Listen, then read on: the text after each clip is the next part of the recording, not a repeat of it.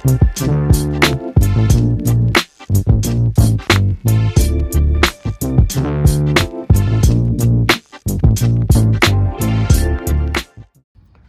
my friends, welcome back to my channel. So this is another life update that I want to share because this has been a crazy week, and I guess I wanted to share some of the stuff that's come up for me because it's helping me move into a new headspace, and if I can help any person who may kind of think the way I've been thinking about things, find a new way to look at situations they're facing, then this video will be worth it. So my question is, are you a glass half empty or a glass half full person? Or are you someone who, when life happens, you look at what's going on and deal with it head on? Or are you one of those people who jumps into catastrophizing and working yourself up and getting stressed out, only to have to deal with the situation you're dealing with afterwards? You know what I'm saying? Where something happens unexpected and you beat yourself up, and after all that beating yourself up, you still have to deal with the issue. Well, I'm realizing that's how I've been most of my life, and I'm actually grateful that I'm starting to see that I don't have to be that way. And that's kind of what I think the lesson has been for me from this week. So let me just share with you. And again, I want my channel to grow, but I also want to be really authentic with how I'm living my life and sharing with folks on my channel. So it may take longer for me to grow my channel in terms of subscribers and people viewing my content in order for it to be monetized. And you know what? It's going to happen when it's going to happen. So I don't want this channel to be something where I'm doing things to kind of fuel people's anger, because you know, I've been spending a lot of time on YouTube, obviously, with doing this channel, and I noticed just how angry people are, and I really, one, want to tamp that down within myself, but I also don't want to contribute to that with the content I'm making. So for the most part, I really want to avoid kind of adding to the negativity that is a part of kind of being on social media. So hopefully someone will find some value from this video. So, okay. This week, as you guys all know, for the last year, I have been on a daily basis looking to find work. Full-time work as an admin assistant, which would enable me to have the financial means to grow my channel, work on my fiction writing, and just move into this new chapter of my life with financial security.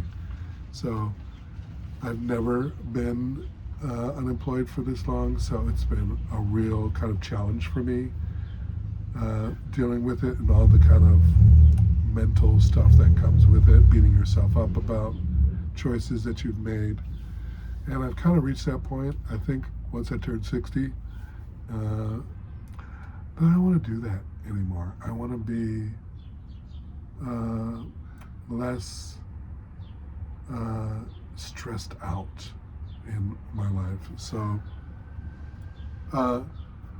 this week, the good news is I'm at a place right now applying for different jobs, and I'm trying to get back in the door working within the labor movement. So uh, in June, there was a position at one union, which is not that far from me, which is an admin assistant job, very similar to one that I've done in the past. So if I got that job, I know it would take care of my financial issues.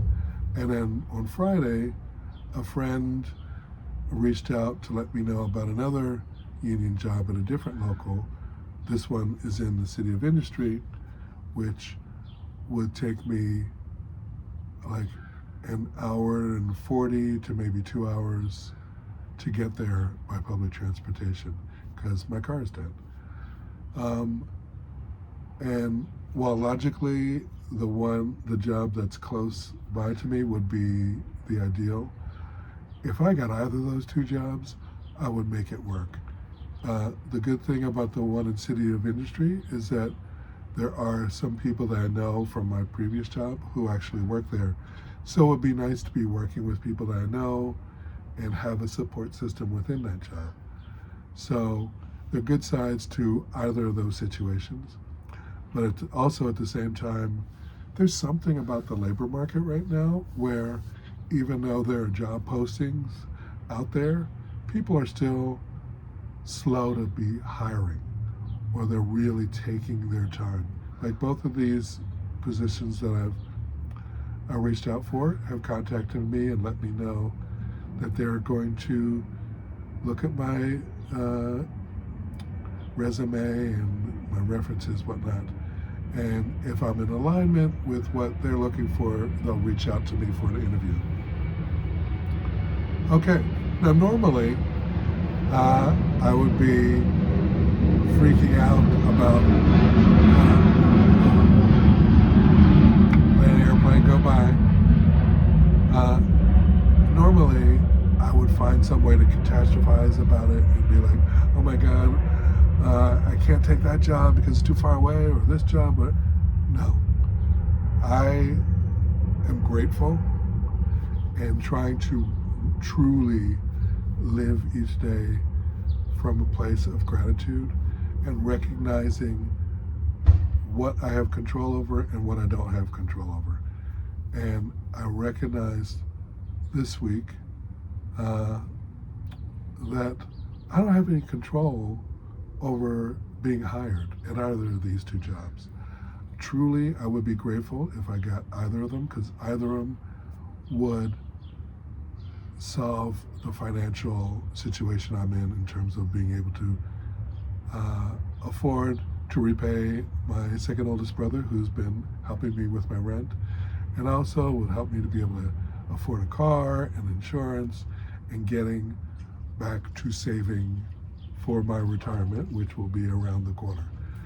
So if I got either of these two jobs, I would be grateful. But at the same time, I literally have no control over whether they call me in for an interview. So all I can do is do everything I can to take action, which I've done, reaching out to friends in the labor movement for references to send, and also staying level-headed about the situation. I have, a good shot, I think, at either of these two jobs. I'm really hopeful for it. I'm going to be chanting for it and trying to spend as little time as possible stressing out about whether I get either of these jobs or not. Today's Sunday when I'm taping this. Monday is the start of a new week. I'm going to get out and still start looking for full-time jobs until some job calls me in and hires me. And what I'm finding is that just spending time focusing on the things that I'm grateful for and the aspects of whatever situation I'm dealing with that's positive has been really helpful in keeping my stress level down and also being more productive. Now, I'm kind of talking off the cuff, so I'm hoping this is all making sense. But so that's my overall situation in terms of the big picture. I feel like I'm starting a new chapter of my life, and getting either of these two jobs literally would be the best next step I can take in my life right now. But again, I have no control over it. So I'm going to stay positive and spend time kind of imagining as if I got either of these two jobs and spending time preparing my skills, working on reacquainting myself with Excel and Access and PowerPoint, all that stuff, typing, all those things, assuming that one of these jobs is going to be mine. And that way, at least I'm still keeping myself in a positive place and focusing on what I have control over. And again, the reason I'm saying all that is because I didn't realize how much of a person who catastrophize stressful situation, that type of person, I didn't realize that's who I am. And I'm realizing that is how I've been handling situations where a lot of times, especially over the course of this year, applying and not getting any responses or getting a response and then nothing, it messes with your head, I think. And I would think that I would be handling things realistically. Really, I was just allowing myself to get wrapped up in my stress. And there's just something about this week with all the things that have happened, all small things, but there are opportunities for me to sit and decide how I'm going to react to things instead of taking the default thing of getting upset about things, right? So, one example. The great thing that I have going on right now is, and I've talked about it before, this job as a server, working for this company, and it's a great group of people, and I've enjoyed the friendships I've made and the fun I've been having at these different activities, because a lot of the events I've been working are gigs out of Warner Brothers. So one gig this week was a screening and a celebration of the season premiere of All American on the CW. So I was there to work as a server, and I'll be honest, I've never watched the show because I think it's about football, and I'm not really a sports person. But actually now I kind of want to check the show out, having kind of helped with this premiere.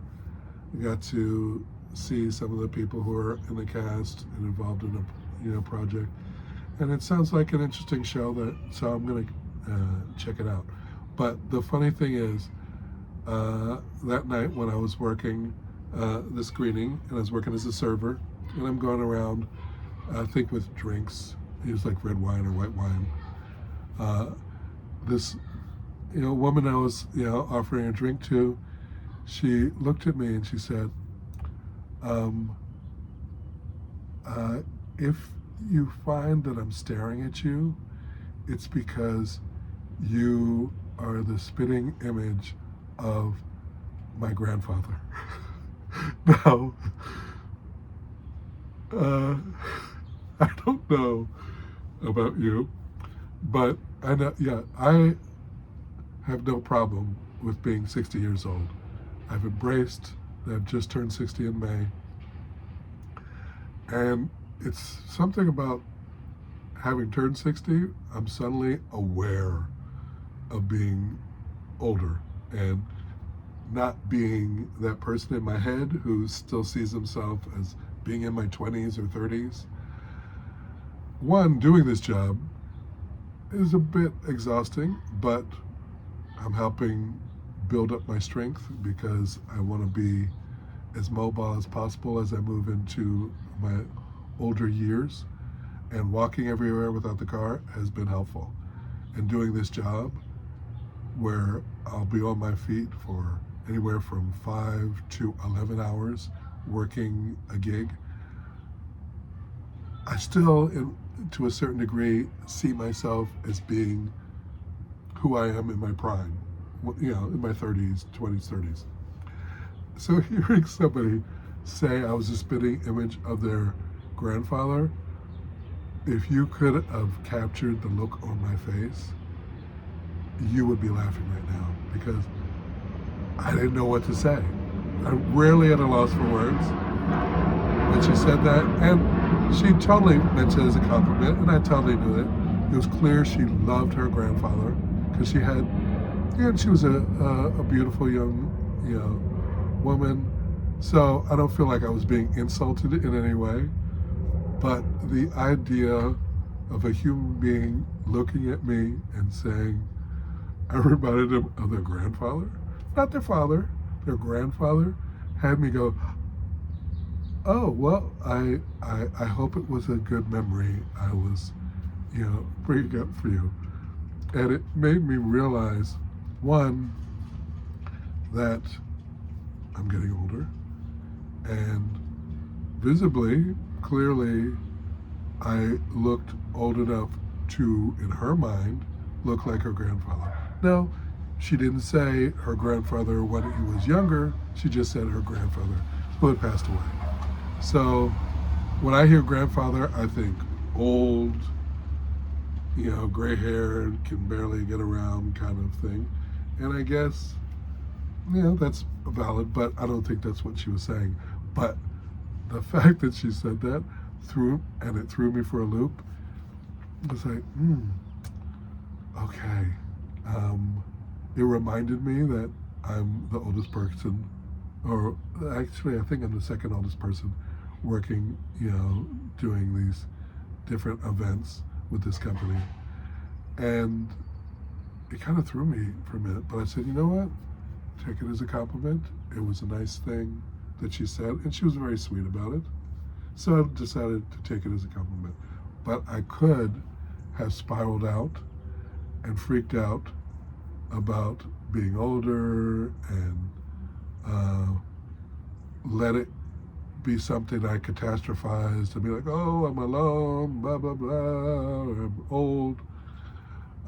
It did make me realize I need to be on my grooming game because these bags, I got to work on them. One, I need to get more rest so that I don't look as tired.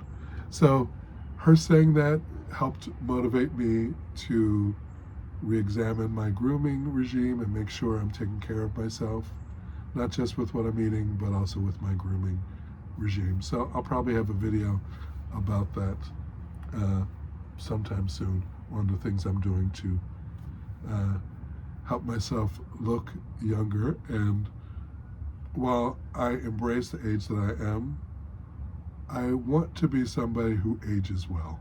I don't want to be one of those people who looks like they're falling apart or who is falling apart because they spent a lifetime eating processed food and not taking care of themselves. I'm realizing I've made some bad choices in eating and not taking care of myself as well, but at least I'm learning now to take care of myself better. So again, it's something that I'm looking to be grateful for. I'm really trying to not just say that I'm grateful for things in my life, but being genuinely grateful is something that's been kind of happening this week. One, with this woman saying I look like her grandfather, dealing with that ego blow and not allowing it to depress me or anything, and seeing it kind of as a humorous way to say, okay, get your act together with how you look to make sure you don't look like somebody's grandfather. Okay, so that was one thing. The second thing was, again, these two job opportunities that have come up. I'm doing my best to leave nothing left undone to do my part in trying to get this job, and trusting that things are going to work out. Other thing that happened this week is I got Rusty's ashes. So they came in, and it was another opportunity for me to sit there and be either depressed that my dog is dead and I have his ashes, or I can say, you know what, I am really grateful that my friend Taylor helped me find this company who took care of Rusty. Okay, so the company that took care of Rusty is called Small Paws Cremations, and their website is smallpawscreations.com. And I believe the owner is Rommel Estrada, and they're no sponsor of this this video, but I wanted to give a shout out to them because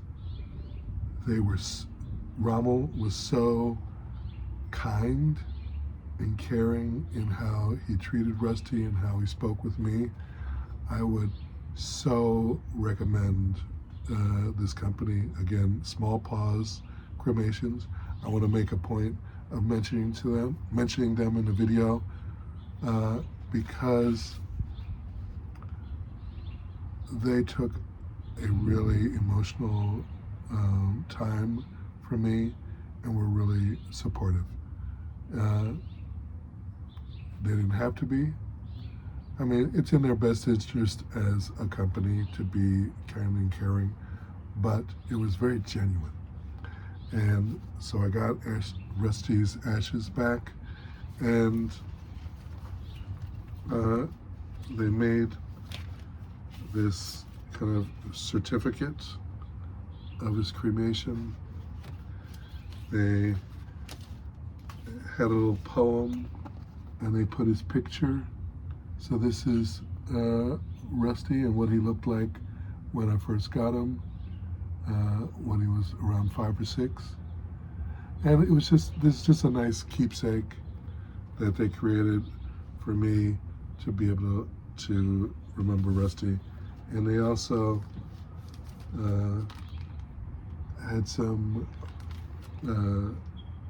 of his paw prints, so I have them as a keepsake. And I'm mentioning them, one, because I'm grateful for this company, and they're helping me get through the difficult process of losing my dog and showing me all the stuff that goes into saying goodbye to a loved one, especially a pet.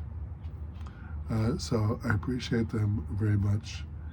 And getting this stuff and having Rommel drop off Rusty's ashes and these mementos gave me an opportunity again to say, okay, how am I going to handle this situation? Am I going to just allow myself to give in to emotions and be crying,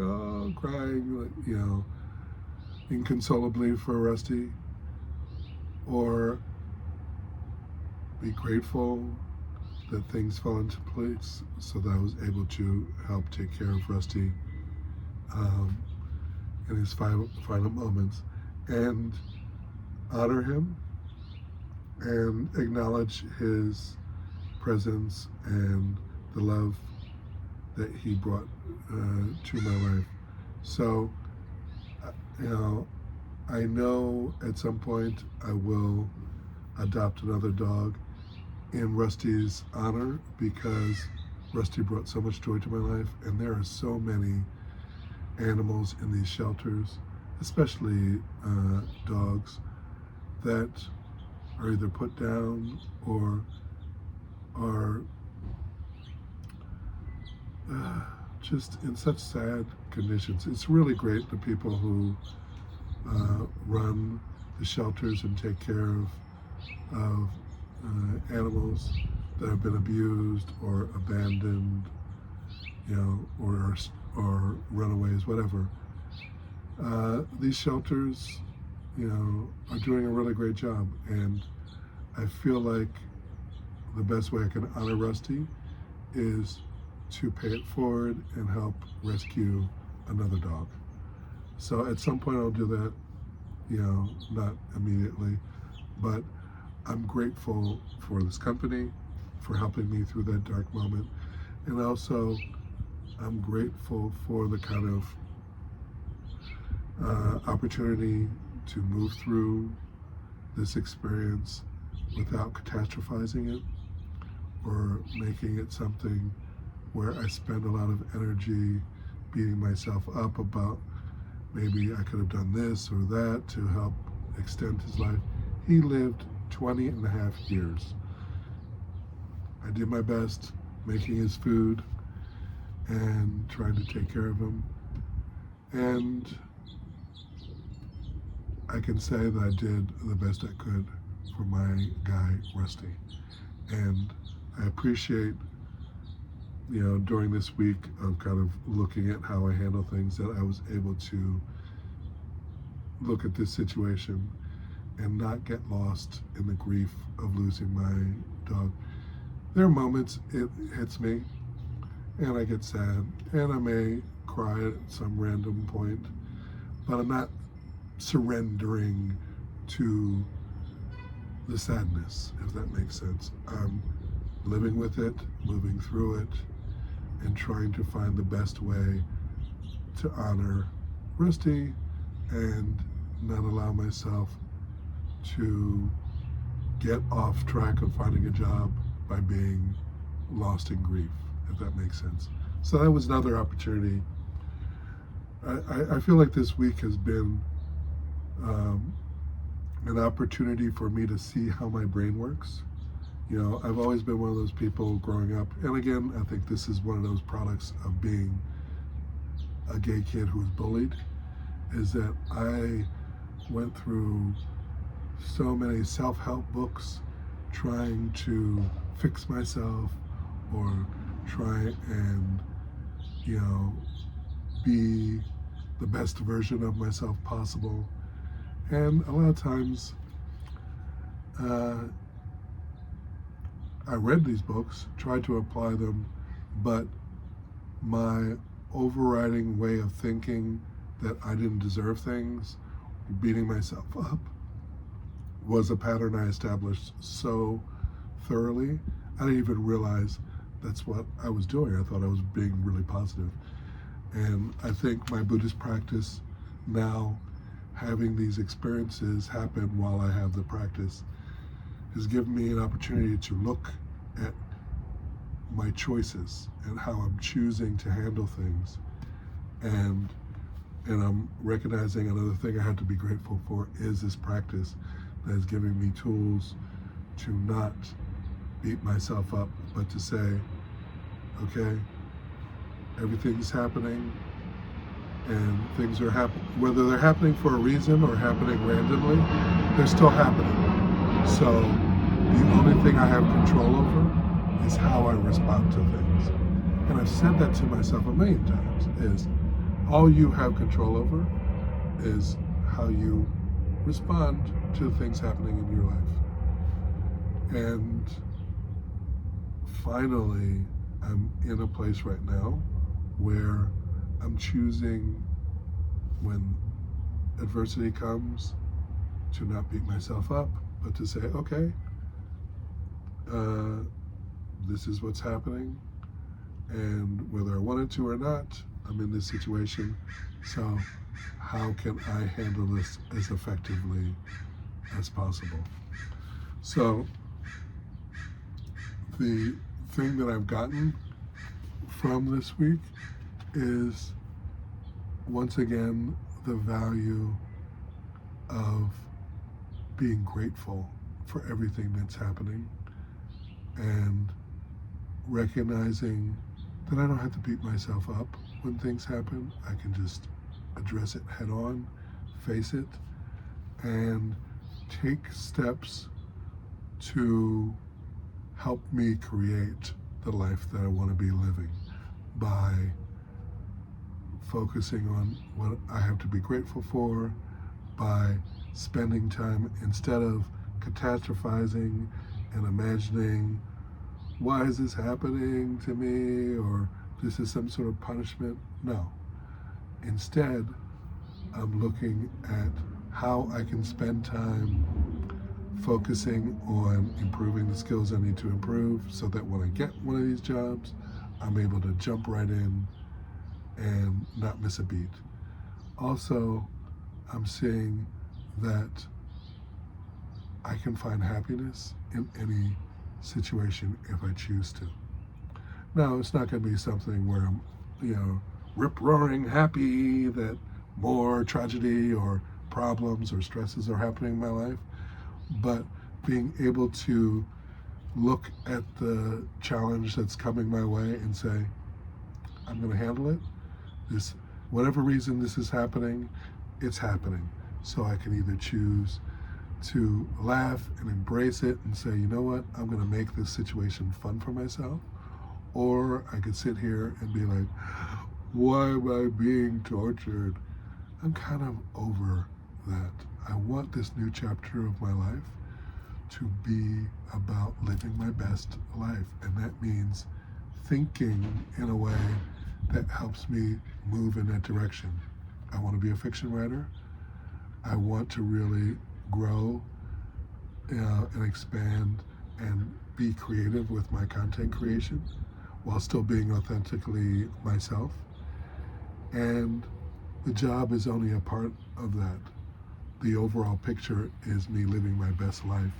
And part of living my best life is really focusing on the things I want to be achieving and going for it, and being positive in how I approach it and not negative, because the negative stuff just wastes my time and I eventually have to pick myself up and get positive. So why not start with the positivity in as genuine a way as possible? I don't want to be bullshitting myself, but I do want to say, you know what? Whatever comes my way, I can handle it, and I'm moving in the direction that I want. I can't tell you, even though I haven't gotten the job yet, having these two potential job opportunities that could take care of my financial situation and get me back on track is exciting, because I feel like I'm about to move out of this holding pattern of a year of trying to get a job. And I think the best thing I could have done is use this time, which I've been doing recently, focusing on envisioning the life I want and moving with the expectation that things are working themselves out. So I think I'm going to leave the video here and just say, I really hope I will have exciting news to share about getting a full-time job that I am enjoying doing. And hopefully I'll be able to share that with you soon. But until then, my challenge is going to be living in gratitude and focusing on trying to live that Kaizen philosophy of doing one small thing each day to move me towards the goals that I have in my life. So I hope this video makes sense. I hope that someone out there gains some benefit from it. And if you only recognize that focusing on the things that you have to be grateful for helps you have more things to be grateful for, is worth it. So again, hope this video made sense. I want to get this channel monetized and be consistent with putting out a long-form video on Mondays and Fridays, and also have some short-form content as well. So I hope you guys get some value from this video, and I will talk to you guys soon. Until next time, besos. Para.